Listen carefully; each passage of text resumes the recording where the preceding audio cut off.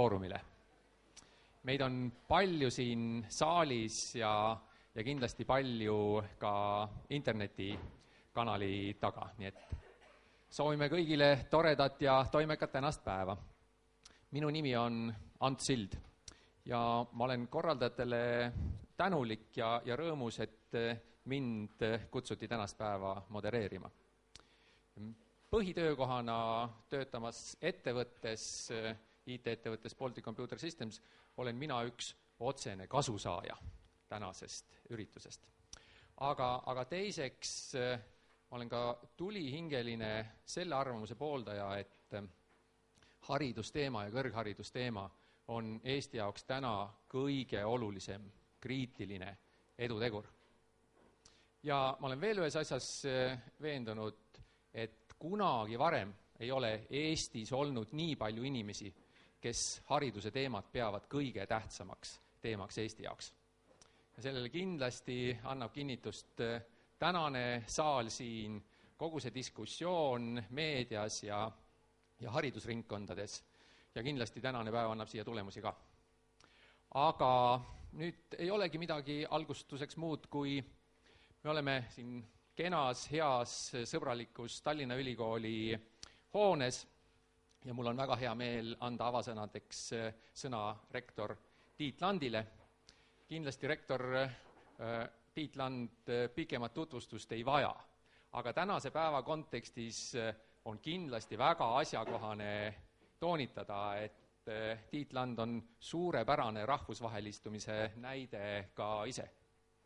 Kaitsnud doktorikraadi Stockholmi ülikoolis neurokeemia ja neuroteksokoloogia alal, seejärel Ameerika Ühendriigid ja postdoc ja siis tagasi õppejõu ja professorina Stockholmi ülikoolis, siis Tallinna ülikoolis ja ei läinudki kaua aega, kui Tiit Land võttis rektori positsiooni. Niisiis Tallinna ülikooli rektor, professor Tiit Land. Aitäh, sellised sissejuhatused on väga meeldivad. Tere hommikust siis ka minu poolt. Mul on siiralt hea meel tervitada teid kõiki siis Tallinna ülikoolis, Tallinna saalis. Siis lugupeetud kõrgharidusfoorumil osalejad, head kolleegid. Mul on seda ülimalt hea meel juhatada sisse tänane kõrgharidusfoorum ning öelda ka siis teile mõned avasõnad.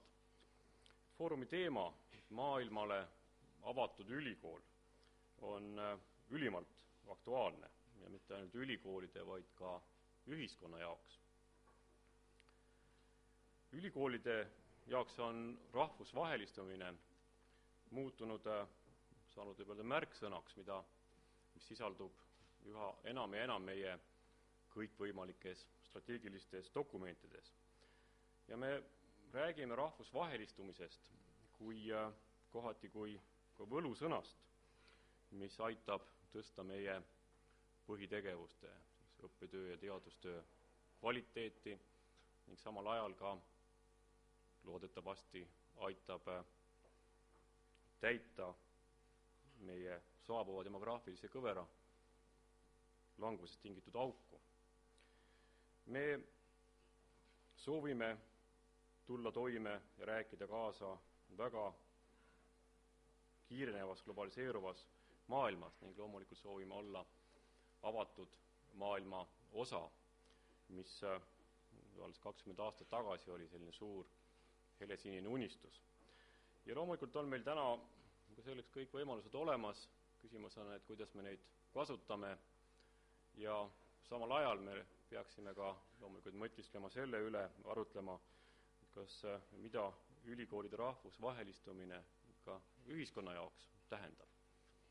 Et me muretseme ju ka samal ajal oma ilusa eesti keele kadumise ning koos sellega ka kultuuri hääbumise pärast. Kuid kui me nüüd küsime tänasel foorumil, mis on maailmale avatud ülikool, et kui avatud meie ülikoolid siis maailmal on, siis näen mina vähemalt siin ühte osa pudelikaelast, mis pärsib meie rahvusvahelistumist. ülikoolid ei saa olla enam avatud maailmale, kui seda on riik. Ning seejuures kutsun üles toetavalt suhtuma välisüliõpilastesse, kes soovivad tulla meile õppima. Ja ei juhtugi midagi hullu, kui mõned nendest jäävadki siia elama ja töötama. Tegemist on ju haritud inimestega ja me vajame neid. Eesti riik vajab neid. Nüüd teise pudelikaelana või teise osa pudelikaelast mis pärsib meie rahvusvahelistumist, on meie võimekus ennast turustada või turundada. Ma pean silmas nii Eestit, ülikoole kui ka meie õppekavasid. See on ju paratamatus, et laias maailmas meist väga palju ei teata ning samuti ei teata ka seda, et mis keeles me üldse räägime või mis keeles me õpetame. Et siin ma kutsun üles ülikoole tegema just nimelt turundamise vallas ka enam koostööd. Turundame ennast üheskoos, see annab lisaväärtust, seda on, kui me teeme seda koos, teeme seda tulemuslikumalt ja efektiivsemalt. Ma loodan, et tänasel foorumil saame palju häid, ilusaid, tarku mõtteid ja ideid, kuidas suudaksime ennast rohkem ja paremini maailmale avada. Mida saavad enam teha ülikoolid, kuidas saab riik meid toetada. Kas me peaksime rahulduma kõrghariduse rahvusvahelistumise strateegias seatud eesmärkidega või me peaksime juba täna seadma uued sihid ja mitte ootama aastani 2015. Kas me näiteks peaksime oma õppekavadesse kirjutama sisse nõuded, et meie tudengid õpiksid näiteks 3 aasta jooksul näiteks pool semestrit välismaal. Ja nii edasi, Need on mõned mõtted, ma loodan, et tänasel foorumil saame nende üle arutleda. Soovin teile kõikidele viljakaid mõttevahetusi. Aitäh!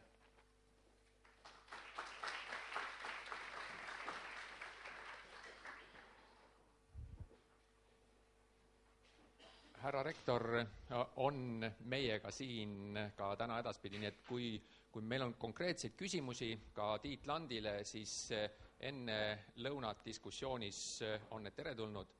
Ja meie töövorm ongi võimalikult diskussioonile, interaktsioonile suunatud.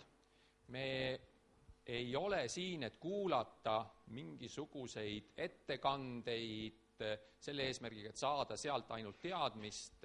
Me olemegi siin seda kõrghariduse rahvusvahelistumise strateegiat tegemas ja arendamas. Rahvusvahelistumise strateegia arendamiseks on ministeerium ja nõukogu koos käinud selle aasta algusest peale. Dokument, mis on ka täna siin kausta vahel, on sellises vormis kirjalikult esitatud. Neid mõtteid, mis selle arenduse käigus on sündinud, tuleme me kuulma, tuleme ka tagasisidet homme Praxise aruande kaudu saama. Aga mis on asja peamine mõte? Et see oleks foorum, kus kõik me, kes on tõsiselt selle asjaga seotud, valutavad südant, ütlevad oma arvamuse välja, mitte lihtsalt ei kuula, see ei ole üks koht, mis on lihtsalt üks jututuba, vaid kindlasti see on koht, kus mõtted, ettepanekud välja öelda, need lähevad laiemalt nii internetti, nende kohta tehakse ka vastav memo ja protokoll, nii et see on tõepoolest koht, kus need mõtted jõuavad õigete inimesteni, kes on siin saalis ja kui ka mõned on puudu, siis nende koondite ja memode kaudu. See on tänase päeva mõte, nii et diskussioon, arutelu, oma seisukohtade väljaütlemine on see peamine ja selleks on meil siis ka esinejad palutud, kes seda meil kaasa aitavad. Ja esimene esineja on kohe lavale astumas Tiit Paananen, Skype Eesti testimisosakonna juhataja, tänaseks juba 6 aastat ja loomulikult räägime me rahvusvahelisest meeskonnast, rahvusvahelisest teadmisest ja rahvusvahelise mastaabiga juhtimisest. Ja see on siis tõesti üks tööandja, selle kõrghariduse väljundi, kasusaaja esindaja. Et millised on vaated sealtpoolt, millised on soovid ja kogemused ka selle rahvusvahelise koostöö baasilt ja Tiit ise on ka õppinud ülikoolis nii Eestis kui välismaal. Palun, Tiit Paananen. Aitäh, Hans. Tiidud on täna hommikul populaarsed siin saalis. Jätkan siis siit nii-öelda tööandja positsioonilt ja alguses, kui Sten mulle rääkis, et ma võiks tulla rääkima sellest teemast siia, siis ma olin veidi kohkunud, aga samas mõtlesin, et mis seal ikka. Ma olen 6 aastat Skype'is töötanud, mul on võib-olla 11 külge jäänud, mida ma saaksin teiega jagada. Nii et see ei pretendeeri lõplikule tõele või uuritud valdkonnale, see on lihtsalt väike sissevaade sellest, kuidas väga rahvusvaheline ettevõte töötab ja milliseid inimesi sinna oleks siis vaja. Natukene endast ka, et saame tuttavaks. No näed. Olen testimisosakonna juhataja, mul on päris suur organisatsioon Skype'is, 1/3 insenere on minu tiimis ja nad on üle maailma laiali. Ma ise olen IKT valdkonnas töötanud päris pikalt, 95. alustasin Hansapangast ja pärast seda töötasin Helmeses, Sun Microsystemsis ja siis viimast 6 aastat Skype'is. Ma olen veel palju muud, ehk siis ma üritan anda endast kõik, et Eesti eralennundust edendada, olen ka Langeberi instruktor, eralendur, olen ka Kohila volikogu liige ja eelarvekomisjoni esimees, nii et alustasin IKT õppimisega, aga siis, kui Eestisse 95. aastal tulin, siis sai selgeks, et siin kaugõppes saab ainult juurat õppida, nii et seda ma ka siis õppima asusin. Ma räägin pärast siin interdistsiplinaarsusest ja ma arvan, et ma olen selle interdistsiplinaarsuse kehastus. Aga natukene Skype'ist, et kindlasti on teile tuttav ettevõte, loodetavasti kasutate iga päev. Me oleme Euroopa firma, mis nüüd on käinud käest kätte ja lõpuks jõudnud selleks, et me oleme tegelikult Microsoft, aga meil on insenerikontorid kõige suurem Tallinnas, siis on Praha, Stockholm ja Palo Alto siis Silicon Valley's ja siis on peakorter on Luksemburgis ja nii-öelda ärikontor on siis Londonis. Natukene Skype'ist numbrites, et natuke tapan teid nüüd numbritega siin ära, aga 8 aastat on ettevõtte vana, on suuremad sündmused, mis siin välja võib tuua, on 2005 lasime videokõne välja, siis 2010 lasime multiparti ehk siis grupi videokõne välja ja vahepeal on hulgaliselt erinevaid platvorme ja seadmeid ja nii edasi, mis kõik kannavad nagu Skype'i. Me oleme äriliselt kogu aeg algusest peale teeninud head tulu, meil on seoses müügi, ostu-müügi ja nii edasi on finantsnäitajad siin vaheldunud, aga meil on põhitegevusest väga hea tulu ja kasum. Mis puudutab konkurentsi, siis Skype võrreldes siin teistega sisaldab rohkem featuure, mida teised suudavad pakkuda ja teeb seda üldiselt ka parema kvaliteediga ja sellest on tõenäoliselt tunnistuseks ka meie ligi 700 miljoni inimese poolt downloaditud Skype'i klient. Nagu ma mainisin, ettevõte on käinud käest kätte ja mais 2011 siis Microsoft ostis lõpuks $8,5 miljardi, mis teeb üsna täpselt umbes $1 miljon per inimene Skype'is, mis puudutab siis seda ettevõtte väärtust, et sellel hetkel oli siis kuskil 9 inimese ringis Skype'is tööl. Lähme edasi. Milline siis üks päev nagu välja näeb täna Skype'is? Ma veel pommitan teid numbritega, see on lihtsalt sellepärast, et te oleksite hästi vastuvõtlik edasisele sõnumile. Aga 65 miljonit inimest logib iga päev Skype'i sisse. Nad veedavad, neil on siis 700 miljonit minutit kokku summeeritult omavahelisi kõnesid millest siis 30 miljonit on kõnesid tavatelefonidele ja lauatelefonidele. Ja siin on vastus küsimusele, kust Skype teenib oma raha. Sest vaatad peale, justkui ei oleks nagu mingisugust probleemi, et kasutan tasuta, kõik on äge, aga lihtsalt see skaala on väga suur, neid minuteid koguneb väga palju rahvusvaheliselt. 300 miljonit minutit sellest 700 on siis videokõned, mis on päris suur arv, arvestades, et Skype täna rahvusvahelisel kõneturul esindab kuskil 16-18% üldse kogu kõne trafficust ja sellest 50% on videokõned. Nii et väike arvutus näitab, et oluline protsent rahvusvahelisest kõne trafficust täna on juba video toetusel. Aga nüüd tegeliku teema juurde. Ehk siis mida need 6 aastat on nagu Skype'is andnud ja millised tegevused mina näen praegu, mis võiks siis ülikoolides neid oskusi või kogemusi toota. Mis ma tegin enne, kui ma hakkasin presentatsiooniks valmistuma, on see, et läksin Arengufondi lehele, lõin sinna paar keywordi sisse ja leidsin hunniku dokumente ja tõestasin sellele, et me tegelikult liigume juba päris jõudsalt õiges suunas. Et 2009. aastal algatati, mis puudutab nüüd IKT-d, siis selline algatus nagu Eesti IT Akadeemia ja see on täna jõudnud tegelikult päris kaugele.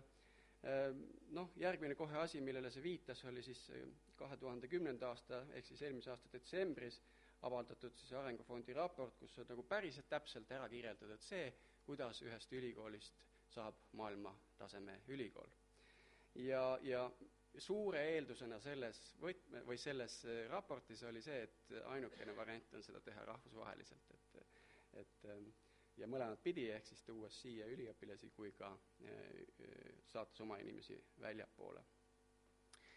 Nii, ja nüüd, kui vaadata, mis seal nagu see IKT seisukohast lähtudes, mis on need tegevused, mis on vaja teha, siis on olemasolevate õppekavade tasemete tõstmine läbi sellise fokusseeritud kvaliteediprogrammi ja on siis uute interdistsiplinaarsete õppekavade loomine just IKT valdkonnas, et siis suurendada nende inimeste konkurentsivõimet, kes koolist välja tuleb. Ja seda tuleks siis teha kahel moel, ehk siis tuleks neid talente siia tuua tööle, loodetavasti siis nad jagavad oma kogemusi ka nendes ettevõttes, pluss ka siis importida see tegelikku haridust nii üliõpilaste kui ka õppejõudude näol.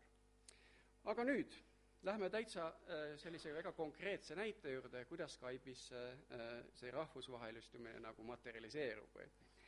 Ehk siis, kui palju teist on siin Skype'i kasutajaid, tõstke käsi.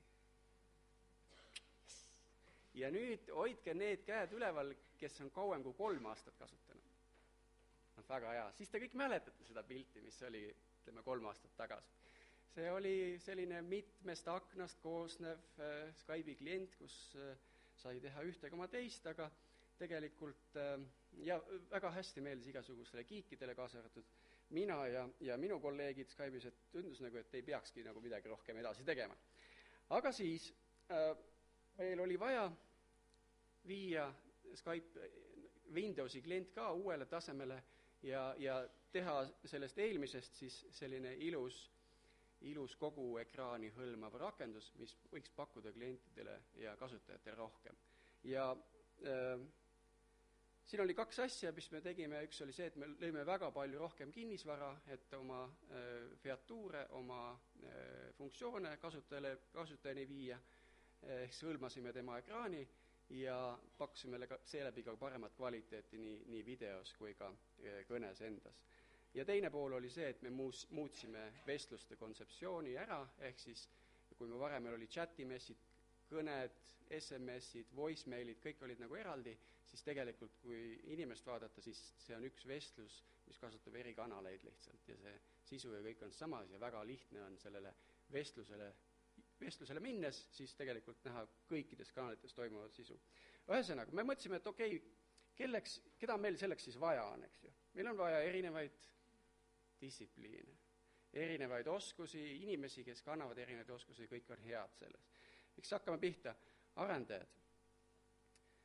Palju arendajaid oli juba ka Eestis, aga samas mitte kõik. Et siin on, ütleme, selline arhitektuuriline jaotus. ehk siis meil oli vaja nagu tegelikult väga tugevaid koodikirjutajaid, kes meie nii-öelda selle library teeks, kus see funktsionaalsus kõik toimib, siis oli vaja audio- ja videoinimesi, kes siis teeks seda maailmatasemel audiot ja hea kvaliteediga pilti kasutajatele, siis oli veebiinimesi vaja sinna, seepärast et kliendis olid sellised moodulid, mille sisu tegelikult tarniti jooksvalt pidevalt veebist, ja siis oli vaja loomulikult Delfi inimesi, kes selle kõik valmis kirjutaks, selle kasutajaliidese ja nii edasi. Ja noh, neid on, Stockholmis on võib-olla audio-video inimesed, eks ju, ma jõuan pärast sellelt, kus need inimesed paiknevad, aga Eestis on päris hea see tase nendes oskustes või selles lõikes. Järgmine on kohe tootejuhid. No see on isegi eesti keeles, ma arvan, selline sõna, mis ei ole tegelikult päriselt kohale jõudnud, et product manager on nagu ingliskeelses maailmas parem sõna selle kohta, ehk siis kui meil tootejuht on nagu import-export, eks ju, siis et seal on tegelikult tootejuht, kes tegelikult loob selle toote. Ja sellist, ühesõnaga tarkvara valdkonnas Eestis on väga vähe sellise kompetentsiga inimesi. Ja nende inimestega koostöö on nagu hoopis teistmoodi, kui me võime ette kujutada. Loomulikult on meil arhitekte vaja, ehk siis kes tegelikult ütleb, kuidas need moodulid omavahel suhtlevad, mis protokolle kasutada ja nii edasi.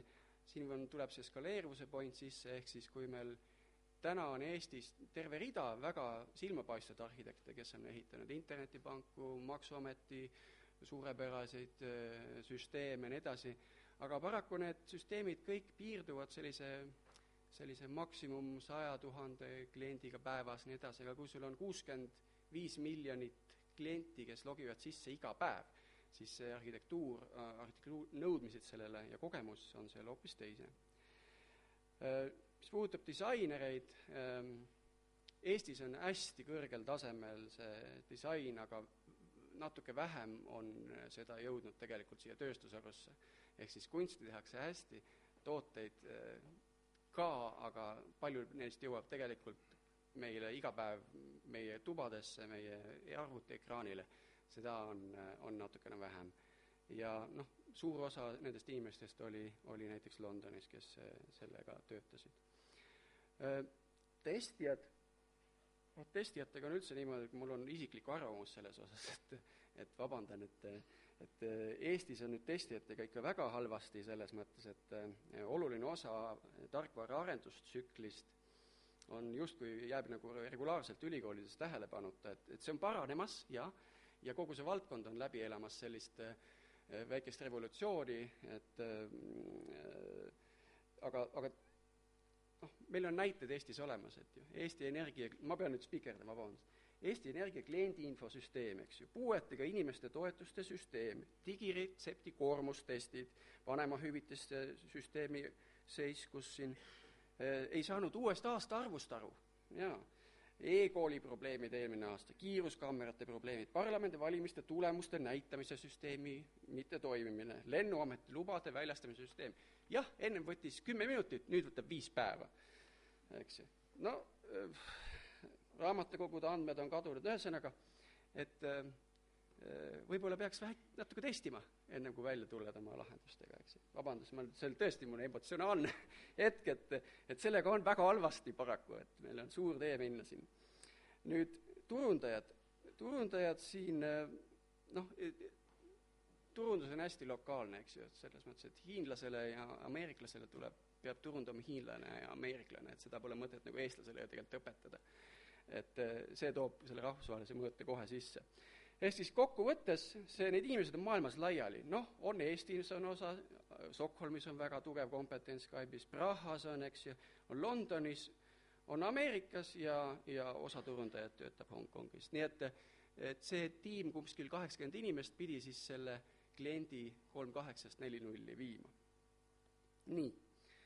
Ehk siis mis sealt nagu välja koorub? Koorub välja see, et meil on vaja inimesi, kellel on selle interdistsiplinaarne koostöökogemus.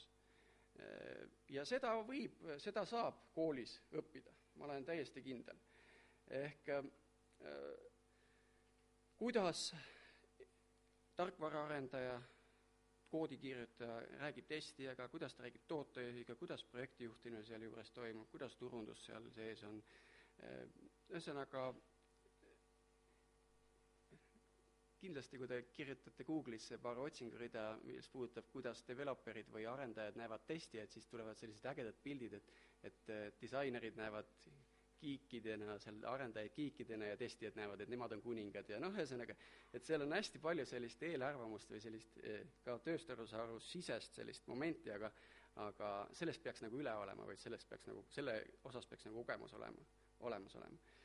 Nüüd järgmine asi on see tolerantsus nagu eriti kultuuridega läbimises, et eestlastel on siin nagu, jah, jällegi räägin omast kogemusest, ma olen kõik vead ära teinud selles lõikes, et selles mõttes loodetavasti vaikselt hakkab kohale jõudma, aga tolerantsus siin ei tähenda mitte talumist, vaid tegelikku nagu eelarvamuste vaba ja nagu vaba suhtlust ja sellist nullpunkti nagu kõigi jaoks, et selles mõttes on tööd vaja veel palju teha. Ja siis kolmas asi on see sama keel, ehk need hästi triviaalsed asjad, mul isegi tundub natuke imelik nendest rääkida, et see peaks nagu täiesti obvious või nagu selge olema kõigile, aga mis puudutab seda keelebarjääri, siis siin on nagu see mure, et meie eestlased või ütleme, me ei saa kunagi, mitte kunagi samamoodi ennast väljendada nagu native speakerid inglise keeles räägivad. Mitte kunagi, seda ei juhtu. Samas me saame madaldada seda barjääri või me saame selle barjääri ära võtta, et kui meil on näiteks tööl koosolek, kus on ainult eestlased, loomulikult me räägime eesti keeles, eks ja, aga nii kui tuleb sisse üks välismaalane, siis see switch toimub täiesti naturaalselt, kellelgi ei ole mingisugust valehäbi või sellist konarlikkust, vaid see lihtsalt juhtub. Ja samamoodi vastupidi, et see peab olema null barjääre sisuliselt, et hakkama saada. Nüüd, vaatame natuke Eesti olukorda praegu. Meil on Eestis kuskil 3-4 tuhat tarkvaraarendajat, ütleme 10% nendest töötavad siis Skype'is. Samas on meil Tallinnas 23 vaba ametikohta, mida me ei suuda täita. Lihtsalt ei tule inimesed. Ja see on nagu märk sellest, et isegi kui meil oleks 20%, seega meie tase nagu parem ei oleks, et tegelikult pakkumist nagu on, aga inimesi pole. Nüüd edasi mõned näited siis nagu Skype'ist ja me üritasin neid nagu komplekteerida nagu 3 lõikesse, et üks on nagu ütleme professoritele, kes tegelikult nagu õppekava sisulise poole eest nagu vastutavad seda, viivad edasi tudengitele ja administratsioonile.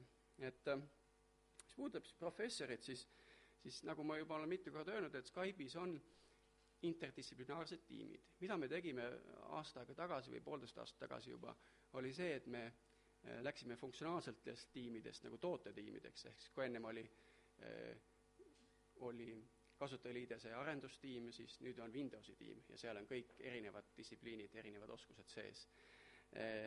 Ja see nagu esitas väga suure väljakutse, et sa pidid hakkama igapäevaselt disaineritega rääkima, sa pidid hakkama igapäevaselt tootejuhtidega rääkima ja kommunikatsioon tõusis nagu täiesti uuele tasemele. Nüüd tootetiimid, mis meil on loodud, need peavad sisaldama vajalikke oskusi loomulikult ja paraku on nii, et ideaaljuhul jah, võiks olla see tootetiimi ühes kohas, aga reaalsus on see, et tegelikult on eri ajatsoonides ja erinevad kultuure hõlmav. Ja mitte ainult nagu ütleme, rahvuslikul pinnal või kultuure, vaid ka äriinsener, siis haldus ja nii edasi, et seal on nagu sellised momendid tulevad ka sisse. Siis arendus on iteratiivne, ehk siis see fail fast on nagu norm või ütleme, see suur hulk ebamäärasust on nagu okei. Et mis ma olen tähele pannud, on see, et hästi lihtne juhtub see, et tundub nagu, et polegi kuhugi edasi minna või niisugune hetk, kus nagu ei saagi nagu enam edasi ja siis kõigil kukuvad käed külgede peale ja lõpebki nagu töö ära, eks. Et kuidagimoodi nagu tuleb ülikoolist inimesed, kes nagu suudavad ainult ühes suunas nagu korraga liikuda, et läänest nagu ei tule selliseid inimesi, et seal on nagu inimesed, kes võivad selles ebamäärasuses päris pikalt ujuda nagu väga edukalt, et see on nagu asi, mis eristab nagu eestlase päris korralikult selles pildis. Et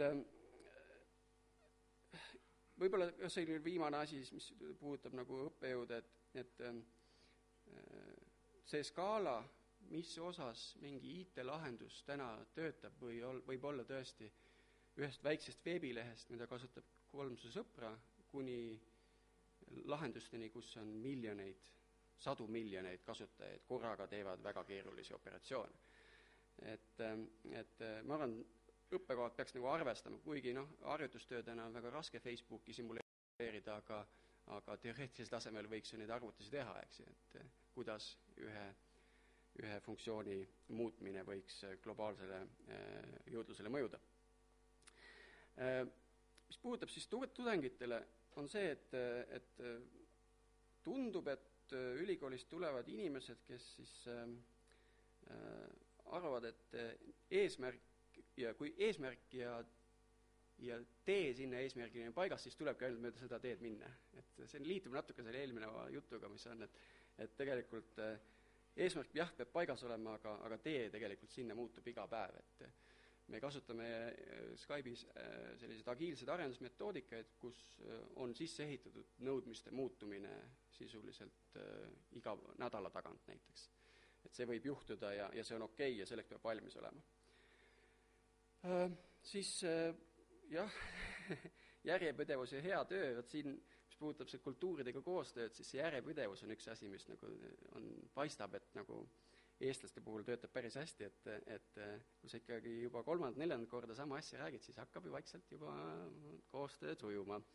Ja mis puudutab just tudengeid, siin on võib-olla see, et tüüpiline see tudengisündroom, et mul on presentatsioon tänaseks vaja teha, eile hakkasin pihta, et sain täna valmis, aga kellegile pole näidata saanud, et tegelikult tööl on nagu eksam iga päev, et selle suhtumisega tegelikult jõuab väga hästi kiiresti väga kaugele, et et sel tööl nagu puhkamas ei saa käia väga. Work hard versus work smart, et siin on, ma ei teagi, kuidas see ülikoolis nagu peaks materialiseeruma, aga idee on siin selles, et Pareto printsiip kehtib nagu selle lõpptulemuse väärtuse osas nagu väga hästi, et üldjuhul on see 20% tegevusi või aega, mis sa kulutad, toob selle peamise tulemuse, ülejäänud on kõik liifimine ja niisugune nagu jah, et sellele peaks nagu, ma ei tea, kuidas neid töid hinnatakse ja nii edasi, aga võiks nagu tähelepanu pöörata, et kui palju nagu aega kulus mingi töö tegemiseks näiteks. Ja siis võib-olla soovitus veel nagu tudengitele siinkohas on, et tänastele Skype'i töötajatele Skype on kindlasti elu suurim väljakutse ja ilmselt jääb ka selleks, et selles mõttes see suhtumine, mis peaks inimesel olema, peaks olema ikkagi väga selline aupaklik selle skaala osas, sellepärast, et üks liigutus, mis sa teed, mõjub absoluutselt hetkega miljonitele inimestele. Ja siis on sellised administratsioonile suunatud näited, et me paneme täna suurt rõhku nagu oma töötajate valimistele. Ma arvan, ülikoolid peaksid sama tegema oma töötajate, õppejõudude ja üliõpilaste suhtes ka. See on väga hästi seal selles dokumendis, mille ma varasemalt viitasin, lahti kirjutatud, et ilma selleta nagu väga kaugele ei jõua. Minu näide oli sama, et meil on tegelikult globaalselt täna kuskil 160 kohta lahti, mis puudutab insenere, sisuliselt on igal pool umbes 30 ringis, Stockholm, Tallinn, Praha, Palo Alto. Aga väga raske on neid ametikohti täita. Meil on Skype'is oma välismaalastega tegelev inimene, ehk siis kui meil inimene tuleb, otsustab paar aastat siin Eestis töötada, siis me kohtleme teda kui külalist, et me lubame talle nagu rohkem, me aitame teda kõigi selliste asjadega, millega Eestis siin võib eluasemed, logistika, laste küsimused ja rahvusvaheline just lendamine edasi-tagasi ja nii edasi, et me tuleme nagu vastu, et see on selline veidi nagu positiivne diskrimineerimine, et meil oma töötajad Eestis tihti ei pööra neile nii palju tähelepanu kui siis töötajatele, kes meid on tulnud aitama. Ja see ongi see suhtumine, mis võiks olla ka igal pool mujal, näiteks ülikoolides. Nii, aga nüüd mõned asjad siis kokkuvõtvalt, et peaks leidma seda võimalust, et seda ingliskeelset õpet nagu läbi viia, et siin ma ei räägi nagu sellest, et nüüd eestikeelset IKT-haridus pole mõtet üldse anda, aga nagu de facto standard on see, et selles valdkonnas on inglise keel väga domineeriv ja kuidas neid võimalusi leitakse, kas siis läbi rahvusvaheliste projektide või siis näiteks tehes ühe kursuse töö inglise keeles omavahel, eks. Miks mitte? Alguses on veidike imelik, aga 3. korda teed, siis pole üldse enam imelik, siis on täitsa okei. Siis kui on mingid tööd, ütleme grupitööd või osa nendest vähemalt, võiks olla nagu teaduskondade vahelised, et kui on üks ülikool, siis need teaduskonnad võiksid olla siis suhteliselt lähedal, et kui keskkonnainimestel on mingisugune arvutus vaja teha, siis minge infotehnoloogia teaduskonda selle lahenduse järgi, et ja nad peavad koos sellega välja tulema, et see on ühine tegevus, et see on täpselt see, mis neid ootab ees, nagu näiteks Skype'is, kui nad tulevad meile. Et üksi nagu sisuliselt ei teegi mitte midagi, et kõik on nagu koostöö. Ja toetab see väga hästi seda interdistsiplinaarsust. See keskkonna inimesest on tarkvaraahendajal võib-olla natuke raske alguses aru saada, aga 3. kord hakkab jälle sujuma. Siis nüüd see, et kui palju peaksid olema sellised nagu koolitööd ja kui palju peaks nagu päris tööd olema, siis võimalik, hea oleks, kui enamus asju oleks sellised, mis loovad nagu praktilist väärtust, et on see siis nagu mingisugune võrkettevõte, et kellel on mingid küsimused vaja lahendada või ülesanded vaja lahendada või ma ei taha nüüd loomulikult solkida konsultatsiooniturgu siin, aga ma arvan, et neid koostöövõimalusi tegelikult leiab, et kus tegelikult tekib see praktiline väärtus, võib-olla see inimesel tekib karjäär, võib-olla tekib töökoht tulevikus seal juba korraga. Siis jah, õhkkond, kus initsiatiiv on pool võitu, et seda ma sõnastasin ringi päris mitu korda, aga ma arvan, et see taust või see mõte siin on see, et see initsiatiiv ei saa olla karistatav. Et tööde osas peaks hindama ka seda, et kes millist initsiatiivi näitas. See peaks olema nagu osa sellest töö hindamisest, et täpselt samamoodi on projektilis, neid inimesi hinnatakse ka sellisel moel, et kui ülikoolist tuleb tarkvaraarendaja, kes nagu aru ei saa, mis asi on nagu peer feedback või ütleme tiimi poolt nagu tagasiside talle ja nagu see on talle šokk, eks ju, siis see on midagi valesti tehtud enne tema ettevalmistuses.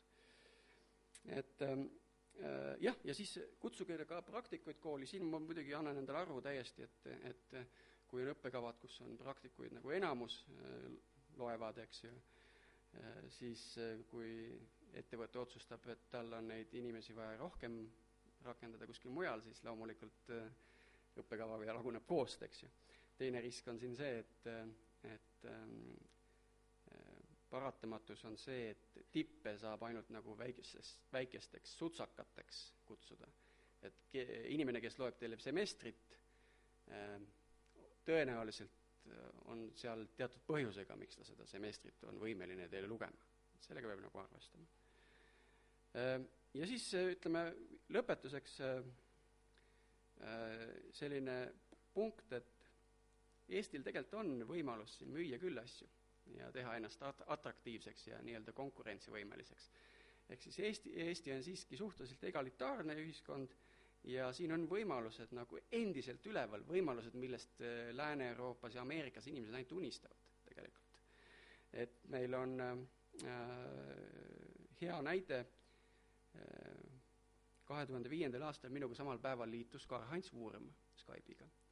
Ja alguses siis ta oli minu osakonnas töötaja, ta oli tiimijuht ja 2010 ta siis liikus edasi ja temast on saanud tänaseks siis kogu audio-video-tiimi juht.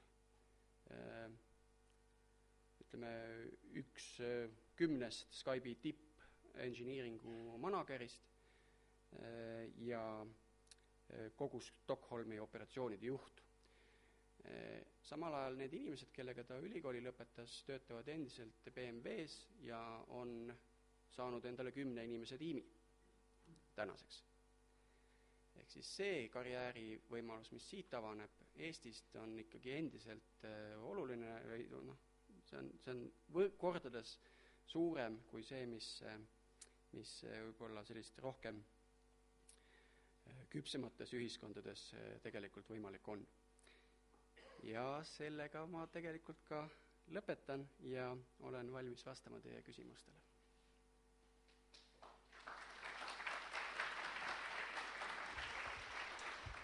Suur tänu, Tiit, ja sissevaate eest nii Skype'i kui vajadustesse töötajate järgi.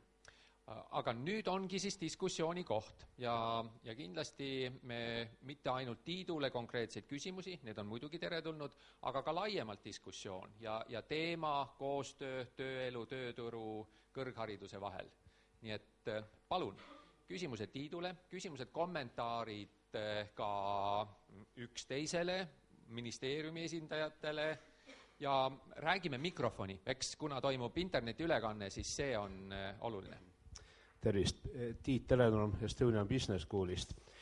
Et kui ma tegelen välistudengitega, siis vahel on selline imelik asi.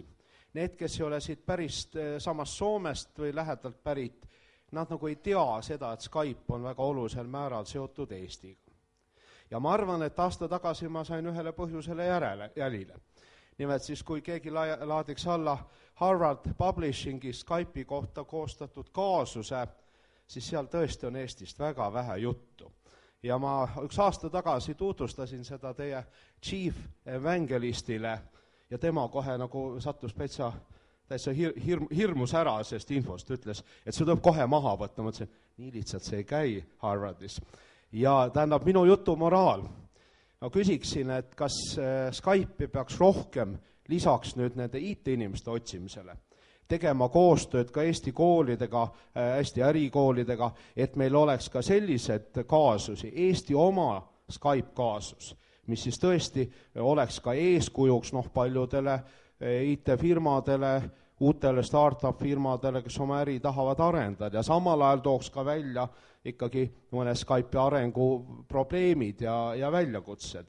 Et ma olen siin paari inimesega seda ka rääkinud, aga on jäänud niisugune mulje, et oi, me peame omanikest küsima, meist ei sõltu. Aitäh! Väga hea küsimus, et ma arvan, kaasus on tegelikult juba kujunemas, et Euroopa startup-induse nii-öelda ringkondades on vägagi palju eestlased täna juba võtnud initsiatiivi üles ja üks tihemini kuuldavaid selliseid iseloomustusi tiimide kohta on, et seal on ex-Skype inimene sees. Et tegelikult see, ma arvan, see nagu orgaaniliselt läheb nagu edasi. Kui palju nüüd Skype peaks koostööd tegema ülikoolidega, siis ma arvan, seda on ka tehtud tegelikult, et on individuaalsel tasemel, ehk inimesed on käinud rääkimas ise praktikutena pidamas loenguid, aga ka siis juba institutsionaalsel baasil, mis puudutab ITL-i ja IT-akadeemia loomist ja nii edasi. Et see tegelikult kasvab. Loomulikult on see piiranguks see, et eelkõige me ikkagi ehitame seda tarkvara.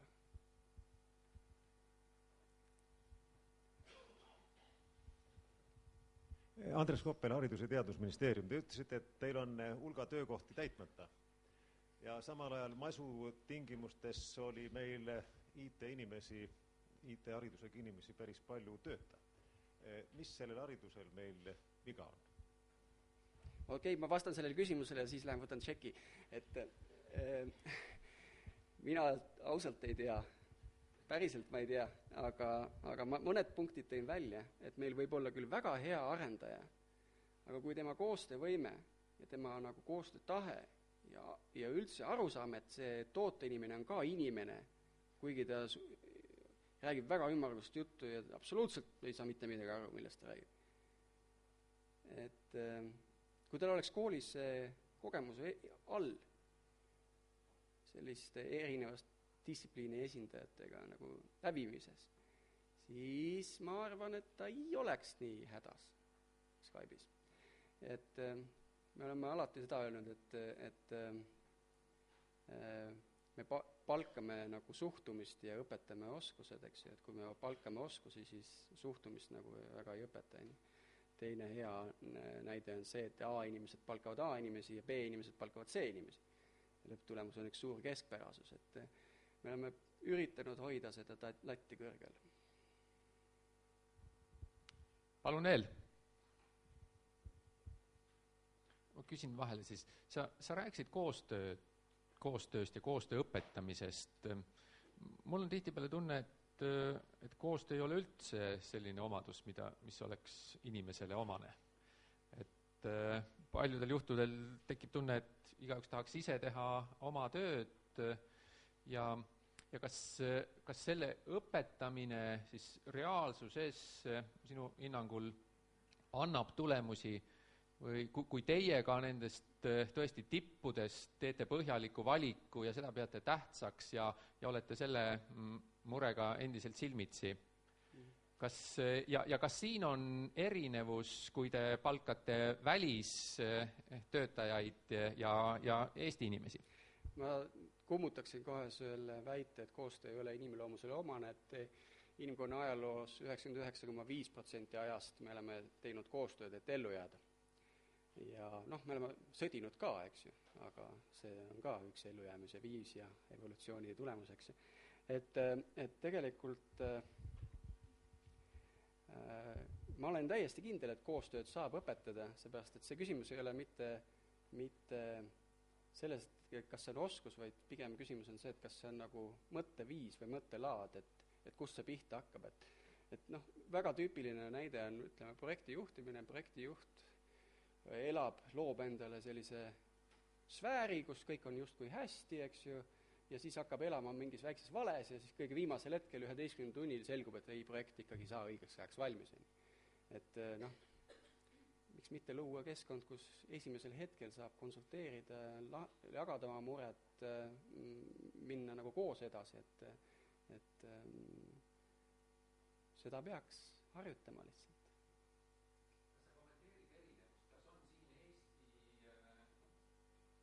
Jaa, kindlasti. Ma arvan, see on puhtalt juba sellest kultuurilisest, kui palju me üldse üksteisega räägime, eks ju. Et võib-olla netis jah, aga omavahel koosolekuruumis, kui on küsimusi, siis kellegi küsimusi ei ole. Et aga oluline osa selles mõttes, et kas või, kuidas ma võrdlen kultuure, ütleme, kellega ma töötan siin rohkem koos, ameeriklased, inglased, rootslased, et ma arvan, et nad kõik tegelikult sakslased, neil on kõigil tegelikult see barjäär märksa madalam selle koostööle. Gert Järvan, TTÜ IT-teaduskonnast. Ma olen absoluutselt nõus sinu järeldusega, et lisaks tehnilistele oskustele on inimestel vaja ka sotsiaalseid oskusi ja neid tänapäeval maailmas läheb rohkem vaja. Aga siis tekib meil niisugune ülikooli poolt vaadates niisugune huvitav vastuolu, et paratamatult, kui sa tahad midagi juurde õpetada, siis tuleb kuskilt midagi ära võtta. Me ei saa teha tudengeid eluaegseteks tudengiteks, me peame neid nii-öelda 5 aastaga ikkagi ülikoolist välja viskama, piltlikult öeldes. Et kas sinu nägemuses Skype on valmis aktsepteerima töötajaid, kes on võib-olla natukese madalamad oma tehniliste oskuste juures, aga samas saanud märgatavalt paremad ettevalmistused tiimitööks, rahvusvaheliseks tööks ja nii edasi. Me ei saa nagu nii-öelda elada ideaalses maailmas, kus ma annan neil ideaalsed tehnilised oskused, ideaalsed sotsiaalsed oskused, et me peame kuskil leidma mingisuguse kompromissi. Absoluutselt kindlasti. Skype on absoluutselt kindlasti selles valmis. Selles mõttes, et me ikkagi elame üsna äärekese peal, mis puudutab seda nii-öelda, kui kaugel me oma innovatsiooniga oleme. Et me üritame teha nagu ikkagi uut asja. Ja selleks nagu on vaja sellist lahtist meelt. Et baasteadmised peaksid olemas olema, need oskused, need tehnoloogiad, et no ma ei taha seda näidet, okei, ma toon, eks, et ma tulin 95. aastal Tampere Tehnikaülikoolist Tallinna Tehnikaülikooli ja avastasin, et siin on 15-aastane käpp, eks ju. Siis ma ei saanud selle enam edasi õppida, see oli võimatu, no see minu jaoks, eks ju. Et võib-olla meil on täna sama olukord, mis puudutab neid oskusi, mis üliõpilased koolis omandavad, ja kui nad siis juhtuvad sinna Facebooki või Google'isse või Skype'i või ütleme sellise natukene ambitsioonikamasse rahvusvahelisse ettevõttesse, siis need tehnoloogiad ja see tööviis, mis neid seal vastu vaatab, on tegelikult juba järgmine põlvkond. Et me peaksime aga tegelikult tudengitele juba hakkama nii-öelda sisse tampima seda ideed või mõtet või ütleme niimoodi, mitte tampima, see on halvasti öelda, aga neid võib-olla valgustama selles mõttes, et ülikoolide eesmärk ei ole õpetada ühte või teist tehnoloogiat, ülikooli eesmärk on õpetada neid õppima. Ja kahjuks tänapäeva tudengite, kui sa neilt räägid, siis nende küsimus on, aga ma ei õpigi siid, mida ma siis peale hakkan, eks ole. Nendel niisugune vahetevahelise maailmapildi on niisugune väga tunnel vision, võib öelda selle kohta. Et mis on tööriistad ja mis on oskused, eks ju, kasutada, see on see küsimus. Okay.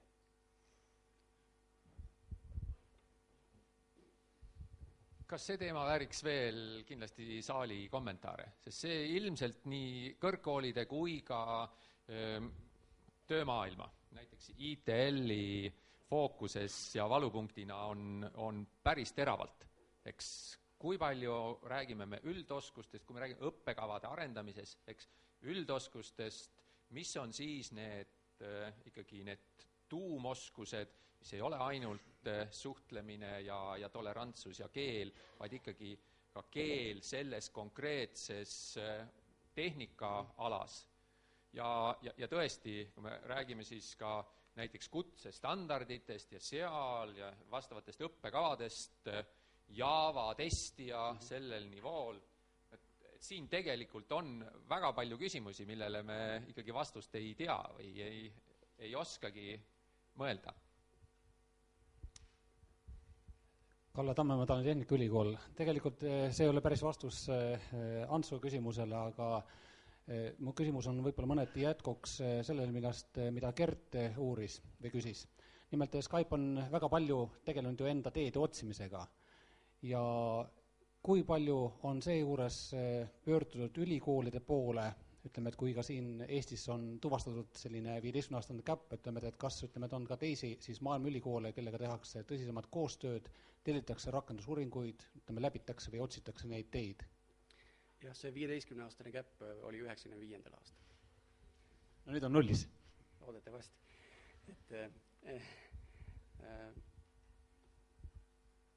Mõnevõrra meil on teatud asjad on nagu Eestis käimas, millest te olete hästi teadlikud ilmselt. Siis meil on isikute tasemel nagu koostööd Rootsis Cambridge'i ülikooliga. Meil on loomulikult kokkupuuted Stanfordi ja Massachusettsi Tehnikaülikooliga, et kui nüüd samas arvestada, et Skype'i inseneride hulk on kuskil 300-400 ja meil on 37 toodet, siis seda ressurssi või seda aega, mis jääks sealt üle nende ülikoolides selle innovatsiooni otsimisega, seda jääb nagu üsna väheseks paraku. Aga ma olen enam kui kindel, et tipptaseme, kes meil on doktorid, töötavad audio-video uuringute vallas, nii edasi, et neil on isikute tasemel, nagu nad osalevad programmides uuringutes juba siis nagu indiviidina. Palun veel. Natuke intrigeeriv. Katrin Niglas Tallinna Ülikoolist. Oleme kuulnud, et mujal maailmas, eriti Ameerikas, on sellised skeemid, kus asutused võtavad üliõpilasi tööle mingisuguseks perioodiks, et kuivõrd te näete, et Skype või ka laiemalt Eestis olevad ettevõtted oleks valmis sellist skeemi rakendama? Kindlasti nad on valmis ja on ka tehtud seda, et ka Skype on teinud, see ei ole nüüd mingi selline välja kuulutatud programmina väga, et kuidas need asjad ikka käivad, et kui keegi on ikka huviline ja ikka kolmandat korda nagu helistab või pingib või chati saadab, et siis ta hakkab nagu, et see on omal initsiatiivil nagu on mitu korda juhtunud selline asi. aga meil on välja kasvanud näiteks meie kõige suurem testimissüsteem on välja kasvanud ühe Eesti ja ühe Türgi üliõpilase koostöös tehtud diplomitööst, mis on tänaseks oluline osa testimise infrastruktuurist ja on kasvanud viimase 4 aasta jooksul täiesti missioonkriitiliseks süsteemiks, et see oli internship, millest see kõik alguse sai, et selliseid asju ikka tehakse ja jah, väga hea tarkvara testimise laboratooriumi administraatori sain selle internshipi kaudu ja ühesõnaga see tegelikult töötab küll, aga meil ei ole sellist võib-olla head nagu programmi selle jaoks, et pigem see on inimeste enda initsiatiivil tuginev. Ja aeg viimaseks küsimuseks. Vello Kokk oli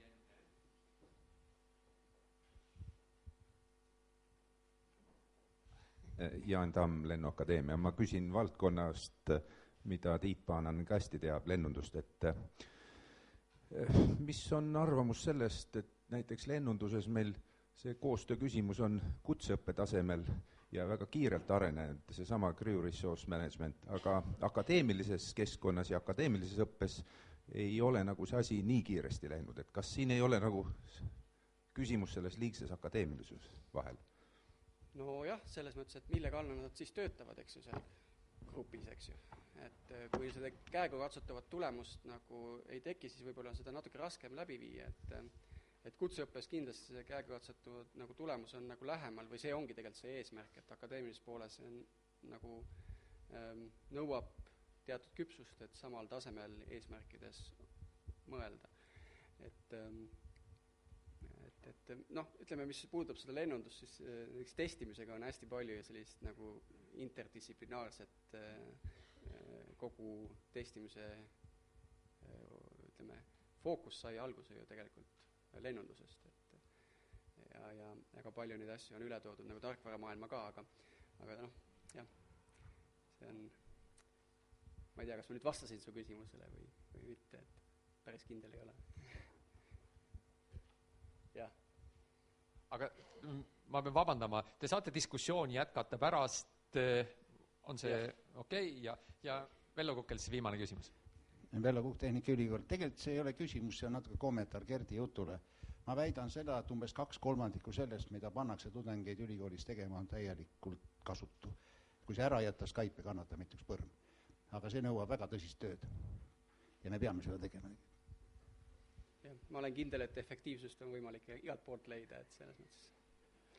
Aga see toob meile naeru näole rõõmsa meeleolu ja sellega on väga hea meel meil tänada Tiit